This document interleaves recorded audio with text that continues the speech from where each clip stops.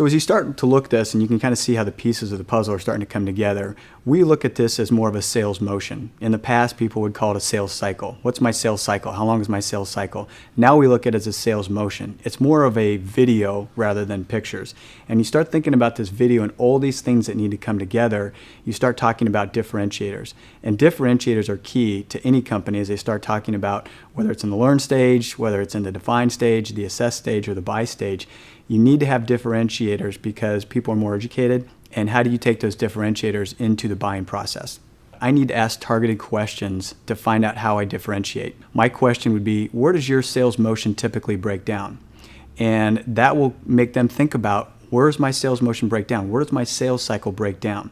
So that's an example of a question that you can ask, and then based on that, you can come back and have very targeted differentiators to address that based on your offering, your value proposition, etc. Thinking about the sales motion, and when you start talking about interacting with these prospects or existing clients, you need to deploy sales enablers. And for us specifically with an inside sales model, we have customized sales enablers that we've deployed that really revolve around sales tools and sales processes. So we're going to deploy targeted sales enablers that are going to enhance that program and drive success. A couple of examples. So speaking of a pharmaceutical company that we work with, analytics are key. They don't really have a lot of data. They have a lot of script data, they have a lot of general information, but they don't have a lot of targeted data on the particular physician, when to reach him, how to reach him, the decision-making tree within the office, the people, the office manager, the nurse practitioner, all these different touch points and key decision makers and influencers. They don't have that information.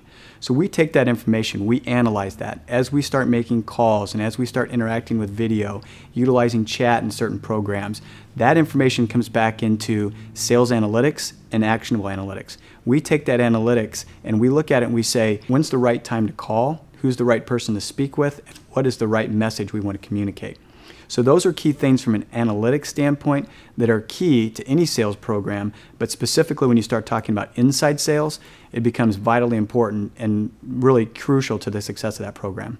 So another example of a sales enabler is video. And we talk a lot about video, and in the past people, and I think a lot of companies viewed that as a very expensive interaction with a prospect or existing client. It's become very affordable. We've also seen that when you start talking about the sales motion and the length of the sale, it's actually decreased that. So we have examples where we work with a business-to-business client in the telecom industry where their sales motion has been cut in half. So you talk about going from a 6-month sales motion to a 3-month sales motion. Obviously you can drive that revenue sooner. It's closing more opportunities, and we've seen a 28% lift in overall sales since we've deployed video. So again, with inside sales, it's very different than it has been in the past. In the past, it was more inbound, it could be more care, it could be more reactive. You could be calling into small customers from an inside sales standpoint. Now it's very different. We're going up market. We're going into the C-level. We're getting into very complex and detailed conversations. We're driving sales. We're completing sales. We're facilitating sales. It's the start to finish sales process that we're driving over the phone, utilizing these sales enablers that we talk about. So it's become a very viable sales deployment and sales design that we've talked with our clients about from the top to the bottom of the sales process.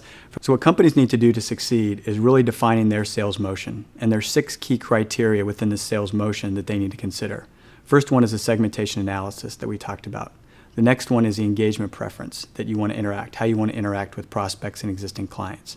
The third one is developing key differentiators. The next one would be developing a segment-based value proposition based on the company and the contact you're speaking with. The next one would be ensuring that you get in at the learn stage. It's vital to get in, like we talked about early on, getting in at the learn stage of the buying process. And then finally, deploying the correct sales enablers. There are a multitude of sales enablers for field sales as well as inside sales to deploy and drive success. Ultimately, if you have all these steps within the sales motion, you're going to have a successful sales team.